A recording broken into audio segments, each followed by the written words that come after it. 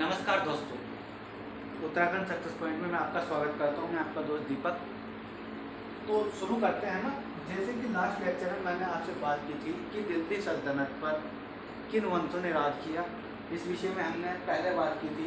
सबसे पहला वंश जो दिल्ली सल्तनत पर राज करने के लिए आया था, उस वंश का नाम था गुलाम वंश। ठीक है, गुलाम वंश कुतुबुद्दीन ऐबक जिसकी नींव डालते हैं। उसके बाद इल्तुतमिश, आराम शाह, ये वगैरह जो इसमें हमारे शासक हुए इनके बारे में हमने जाना था। ठीक है, रजिया सुल्तान हो गई थी। ठीक है, इसके बाद अंतिम शासक है ना, दिल्ली सल्तनत पर राज करने पर गुलाम वंश का जो अंतिम शासक था शमसुद्दीन क्यूमर्स। कौन था? शमसुद्दीन क्यूमर्स। ठीक है, ये था गुलाम वंश का अंतिम शासक। गुलाम वंश का ये था अंतिम शासक। ठीक है दोस्तों, तो इस क्या करते हैं कुतुब, ये हमारे शमसुद्दीन क्यूमर्स था, इसकी हत्या कर जलालुद्दीन खिलजी जलालुद्दीन खिलजी एक नए वंश की नींव डालते हैं। जलालुद्दीन खिलजी क्या करते हैं? एक नए वंश की नींव डालते हैं, है ना, नए वंश की नींव डालते हैं। नया वंश कौन सा था? ठीक है, तो खिलजी था। खिलजी से डाला इसने नया वंश, खिलजी वंश। ठीक है, खिलजी वंश की नींव डालते हैं। ठीक है, और खिलजी वंश की नींव जो बेसिकली व्यक्ति डालता है, खिलजी वंश का जो संस्थापक कहलाता है। मैं आपको बताना चाहूंगा कि खिलजी वंश चलता है, ये 1290 ईस्वी से लेकर 1320 ईस्वी तक चलता है। ठीक है, ये इसका काल रहा था। ठीक है, शासनकाल 30 वर्ष तक इनका रहता है। खिलजी वंश का अगर संस्थापक की मैं बात करूं, इसका संस्थापक जिसने इस वंश की नींव डाली थी वही इसका संस्थापक कहलाएगा, यानी जलालुद्दीन खिलजी। कौन था इसका संस्थापक? जलालुद्दीन खिलजी। ये क्या करते हैं? खिलजी वंश की नींव डालते हैं गुलाम वंश के अंतिम शासक शमसुद्दीन क्यूमर्स की हत्या कर। ठीक है, अब इसके बाद जलालुद्दीन खिलजी, ठीक है, 1290 ईस्वी में खिलजी वंश की नींव डालकर 70 वर्ष की आयु में, कितने वर्ष का था ये? 70 वर्ष की आयु में, ठीक है, दिल्ली की गद्दी पर बैठता है। दिल्ली की गद्दी पर यह बैठता है।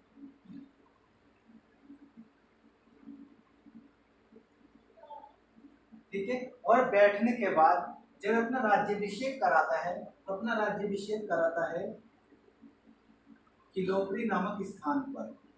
इस पर किलोपरी नामक स्थान पर अपना राज्याभिषेक कराता है और इस किलोपरी को, इस स्थान को अपनी राजधानी घोषित करता है ना, अपनी राजधानी घोषित कर देता है।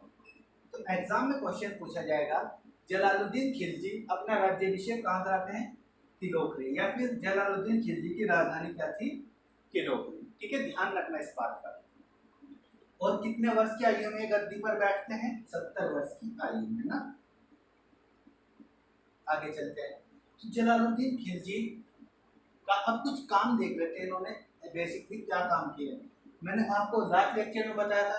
ठीक है, अगर हमें इतिहास के अंदर या फिर इस जीएस के अंदर पार पाना है तो एक फंडा रखना है, अपना एक ही फंडा रखना है। हर चीज का काम, चाहे वो कोई भी शासक हो, और नाम, ये दो चीज पकड़नी है बस, काम और नाम। ठीक है, तो इसी फॉर्मूले को आगे बढ़ाते हुए चलते हैं। अब देखते हैं जलालुद्दीन खिलजी के काम और नाम।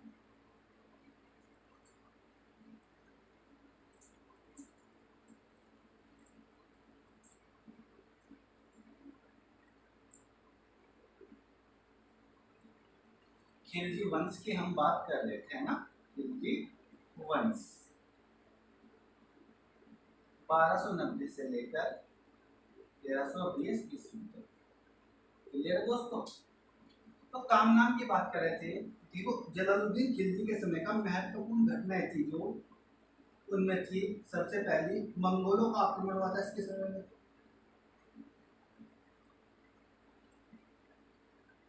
है ना। मंगोलों का आक्रमण हुआ था अब्दुल्ला के नेतृत्व में। कौन आए थे मंगोलों में? अब्दुल्ला थे, एक व्यक्ति अब्दुल्ला, उसके नेतृत्व में जलालुद्दीन खिलजी के समय क्या होता है, आक्रमण होता है मंगोलों का।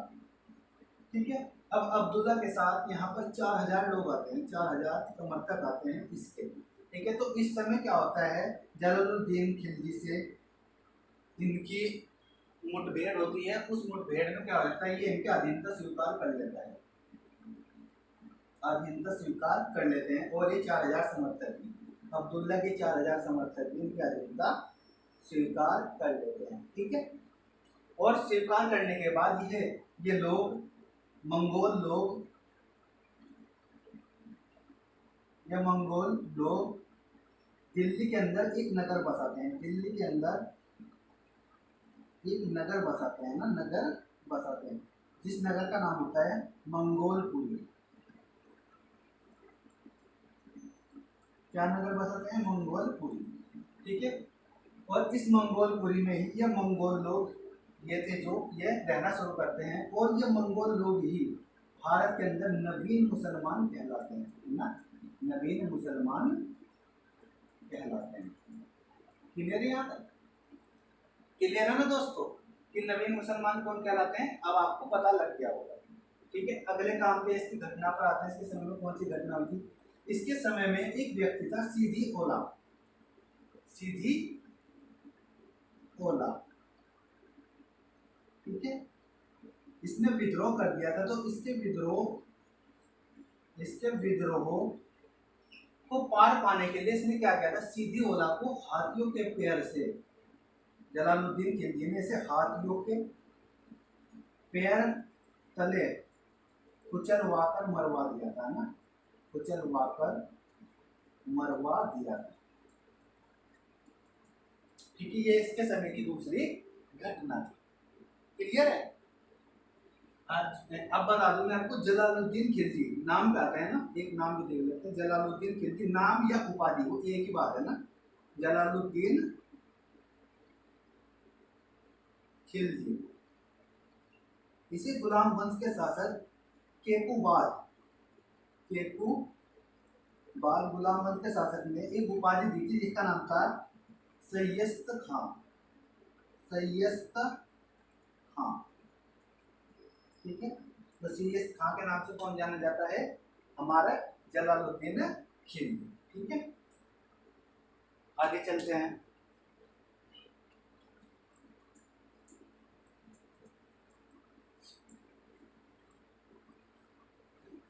बारह सौ बानवे की बात है, 1292 ईस्वी की बात है। ठीक है। ये अपने पुत्र, इसके पुत्र का नाम था अलाउद्दीन खिलजी। पुत्र क्या, इसका उत्तराधिकारी था ना। वैसे इसके चाचा का लड़का था ये ना, अलाउद्दीन खिलजी इसके चाचा का लड़का था। अपने भतीजे अलाउद्दीन खिलजी को 1292 में, ठीक है, ये भेजता है कड़ा मानिकपुर नामक स्थान पर। वहाँ पर विद्रोह हो जाता है, कड़ा मानिकपुर नामक स्थान पर विद्रोह हो जाता है ना 1292 में। तो इस विद्रोह को दबाने के लिए भेजता है किसे? अलाउद्दीन खिलजी। ठीक है। तो इसे दबाने में सक्सेस हो जाता है। ठीक है। क्या हो जाता है, इसे दबाने में यह सफलता प्राप्त कर लेता है। ठीक है। इसके बाद क्या होता है, जब सफलता प्राप्त कर लेता है तो जलालुद्दीन खिलजी इसे यहाँ का सूबेदार नियुक्त कर देता है। तो एग्जाम में क्वेश्चन आएगा, अलाउद्दीन खिलजी राजा बनने से पहले कहाँ के सूबेदार थे? कहाँ के सूबेदार थे? कड़ा मानिकपुर। क्लियर? आगे चलते हैं। और इसके बाद और देवगिरी पर एक स्थान है, देवगिरी के राजा रामचंद्र को परास्त करने के लिए भी ये अपने भतीजे को भेजता है ना, देवगिरी पर आक्रमण करने के लिए भी अपने भतीजे अलाउद्दीन खिलजी को भेजता है। तो ये इसके समय की कुछ महत्वपूर्ण घटनाएं थी जो एग्जाम में पूछी जा सकती है, मैंने आपको बताना जरूर समझा। आगे चलते हैं। अब इसके बाद क्या होता है, 1296 में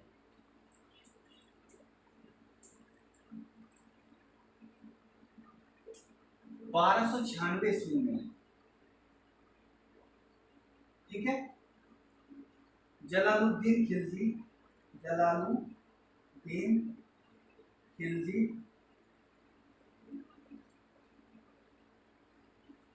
की हत्या करवा देता है इसका भतीजा अलाउद्दीन खिलजी। अलाउद्दीन खिलजी ऐसा बताता है कि यह एक व्यक्ति को भेजता है इसकी हत्या करने के लिए। उस व्यक्ति का नाम था इख्तियारुद्दीन, इख्तियारुद्दीन इसे भेजता है ना, और ये गले मिलने के बहाने इसकी हत्या कर देता है, ऐसा इतिहासकार बताते हैं। गले मिलने के बहाने इसकी हत्या कर देता है ना, हत्या कर देता है। क्लियर है। अब इसकी मृत्यु के बाद 1296 ईस्वी में जलालुद्दीन खिलजी की मृत्यु के बाद, इसकी मृत्यु के बाद अगला राजा बनता है अलाउद्दीन खिलजी। अलाउद्दीन खिलजी राजा बनता है 1296 ईस्वी में, और यह 1316 ईस्वी तक राज करता है। ठीक है, 1316 ईस्वी तक यह राज करता है। अब देखते हैं अलाउद्दीन खिलजी जब राजा बनते हैं तो क्या ये काम करते हैं ना, काम और नाम पे इसके भी हम कंसंट्रेट करते हैं। इसको साफ कर देता हूँ।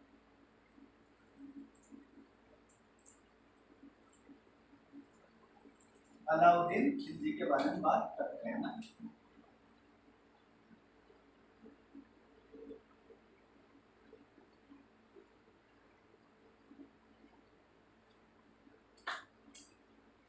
कार्यकाल रहा था इसका 1296 से लेकर 1316 ईस्वी। ठीक है, तो अलाउद्दीन खिलजी की अगर बात करें, अलाउद्दीन खिलजी एक लोकप्रिय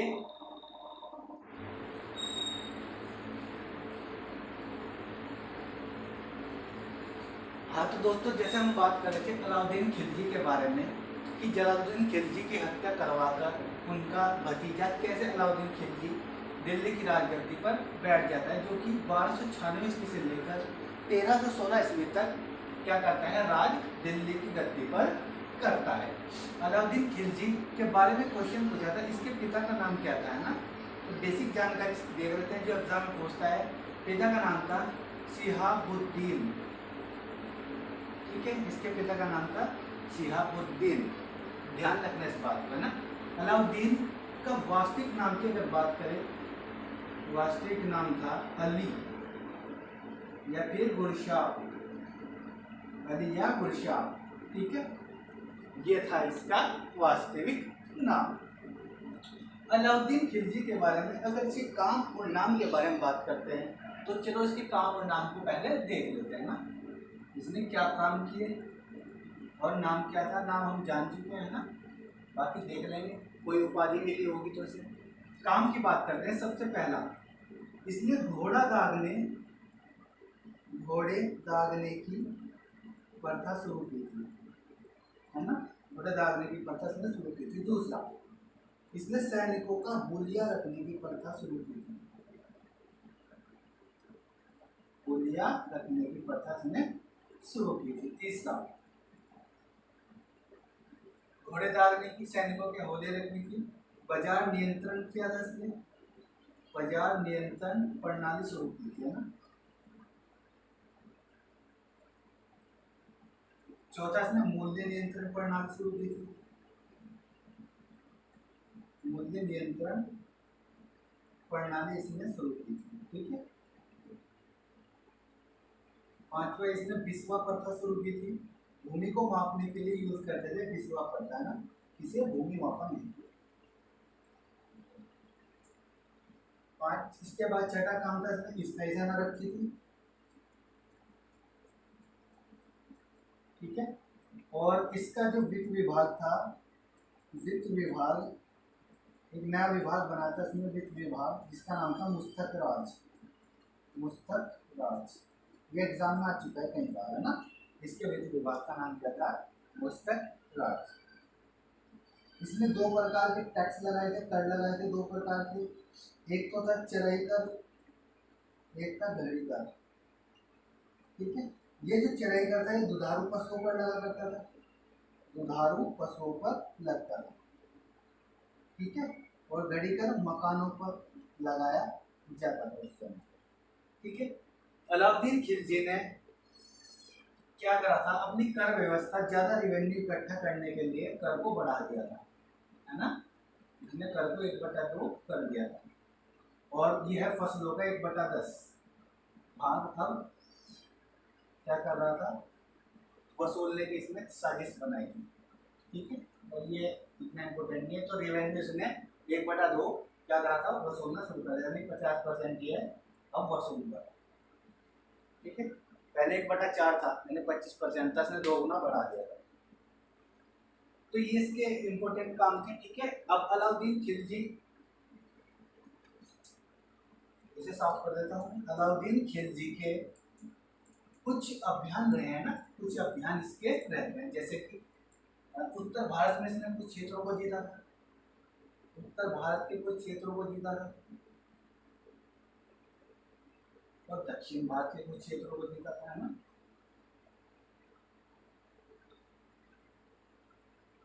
दक्षिण भारत के कुछ क्षेत्रों को जीता था। उत्तर भारत में इसने रणथंबोर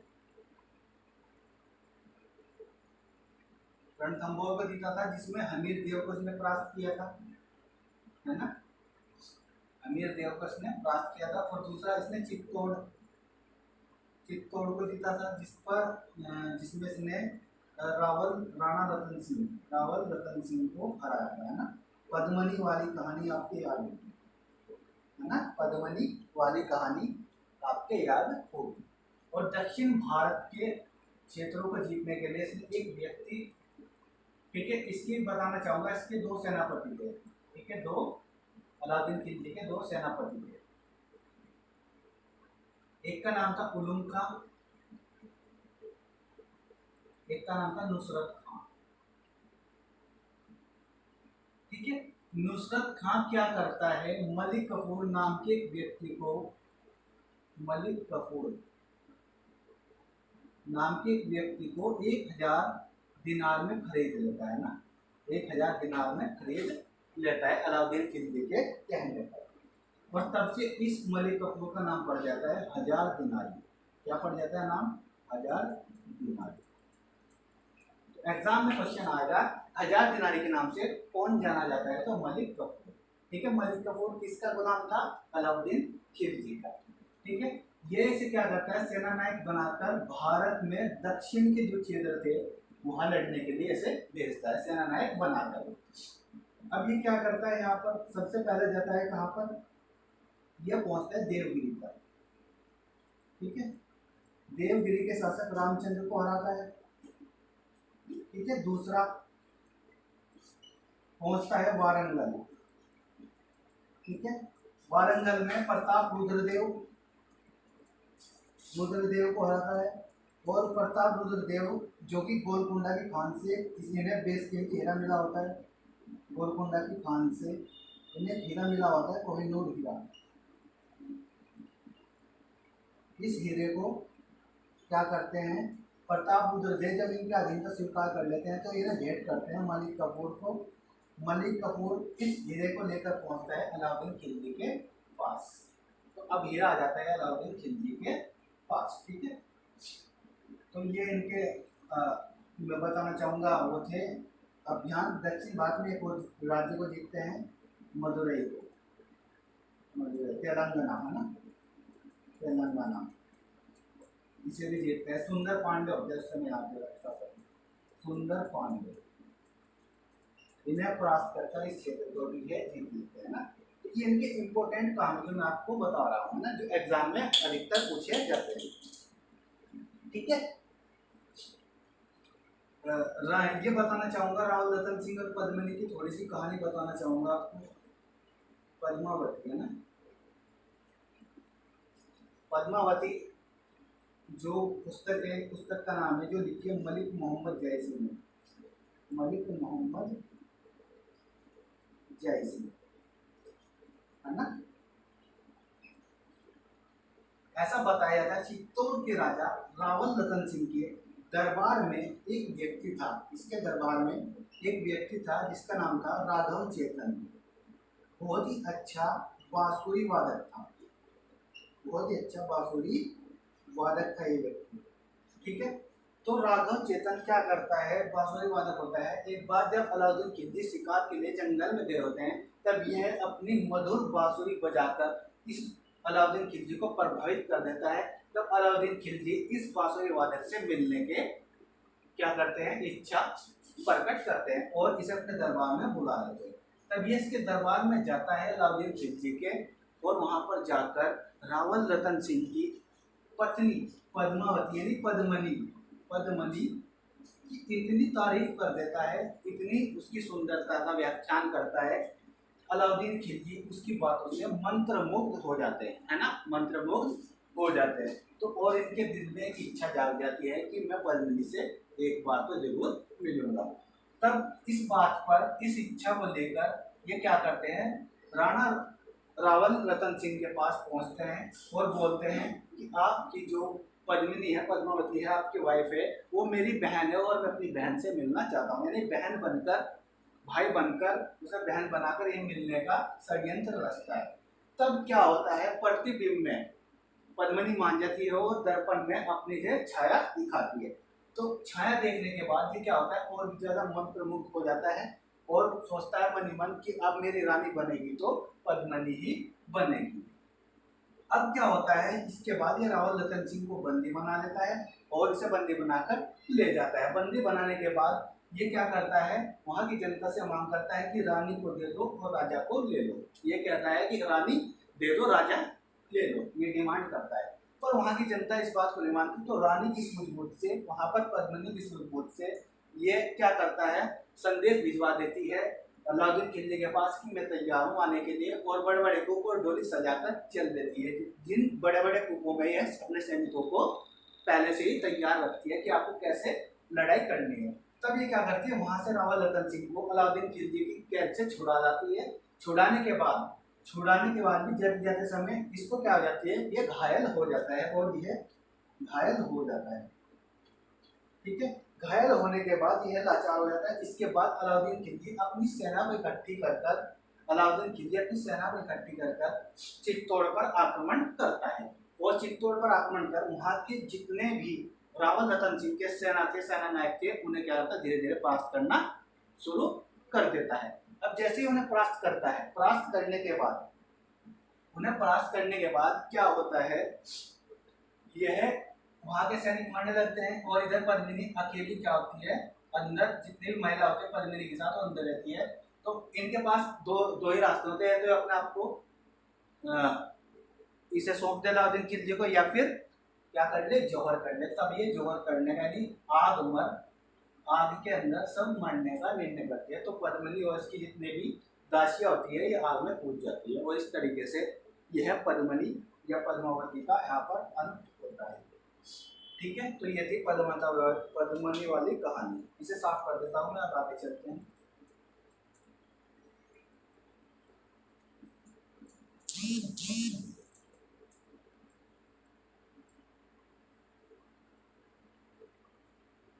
इतना समझ में आया? अब देखो, अलाउद्दीन खिलजी ने कुछ निर्माण कराए थे ना, कुछ निर्माण या काम कराए थे। निर्माण क्या क्या करवाया इसने, एक सीधा सा फॉर्मूला है, एक चीज याद रखनी है, झांसी। क्या झांसी? तो जैसे देखो, पहले जेमत खाना मस्जिद, जेमयत खाना मस्जिद, ठीक है, एच से ओजे खास,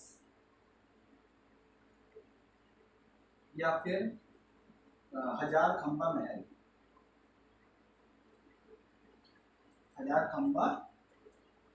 ठीक है। ऐसे आओ अलाई दरवाजा,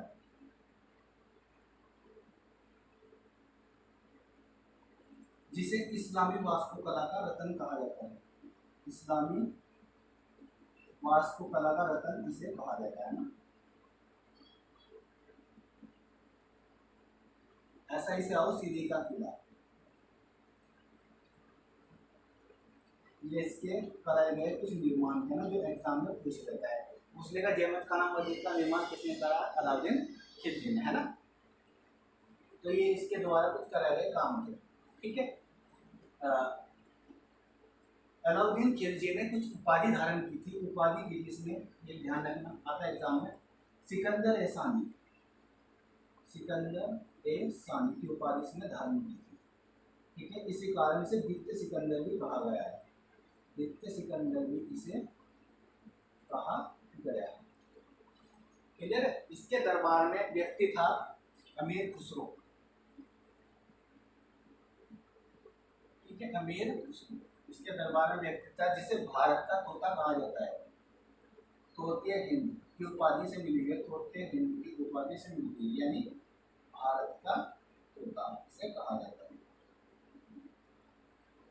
भारत का तोता कहा जाता है, ऐसा कहा जाता है। इसने बर्बन से लेकर मोहम्मद बिन तुगलक तक 8 राजाओं का शासनकाल देखा। कितने राजाओं का? 8 राजाओं का शासनकाल देखा था। इसके द्वारा लिखी गई कुछ प्रसिद्ध पुस्तकें हैं, जैसे देवल रानी, खिलजी खां की प्रेम कहानी पर आधारित है ना, खिलजी खां की प्रेम कहानी पर आधारित है। तुगलकनामा,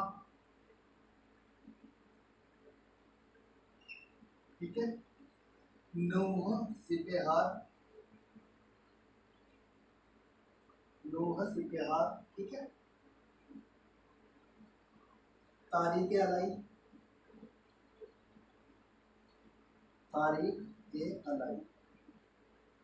अलाउद्दीन खिलजी की विजय के बारे में। तो ये कुछ फेमस किताब है इसकी जो इसने लिखी है ना, जिनको शुरू में इनका ध्यान रखना। ठीक है, इसके दरबार में एक व्यक्ति होता हसन देहलवी, है ना, वो भी ध्यान रखना। हसन देहलवी इसके दरबार में ही रहता। तो बाकी तो इसमें ऐसा कुछ नहीं है ना। एक क्वेश्चन आ सकता है, दक्षिण भारत पर विजय प्राप्त करने वाला प्रथम दिल्ली सल्तनत का प्रथम सुल्तान कौन था? तो अलाउद्दीन खिलजी था, है ना। दिल्ली सल्तनत का प्रथम शासक, दिल्ली सल्तनत का वह प्रथम शासक जिसने दक्षिण भारत के क्षेत्रों को जीता था, कौन था? अलाउद्दीन खिलजी। बाकी तो इसके अलावा इसमें कुछ ऐसा खास नहीं रहा, मेरे हिसाब से मैंने इसे कवर करा दिया, क्योंकि फैक्चुअल डाटा है और यही वनडे एग्जाम को क्रैक करने के लिए काफ़ी है मेरे हिसाब से, है ना। आप इसे ढंग से पढ़ लीजिएगा। ठीक है, इसके बाद अलाउद्दीन खिलजी के बाद जो राजा बनते हैं उसका नाम है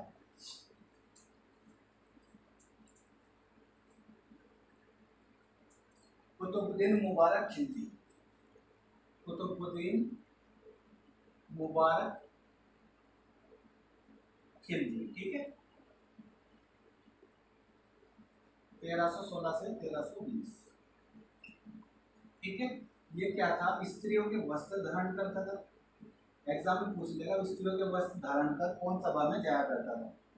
ठीक है, तो कौन था? कुतुबुद्दीन मुबारक खिलजी। इसने खलीफा की उपाधि धारण की थी। ठीक है, यही 2 क्वेश्चन बनते हैं इसके बारे में, बस इनका ध्यान रखना है ना। इसका मूल नाम था मुबारक हसन,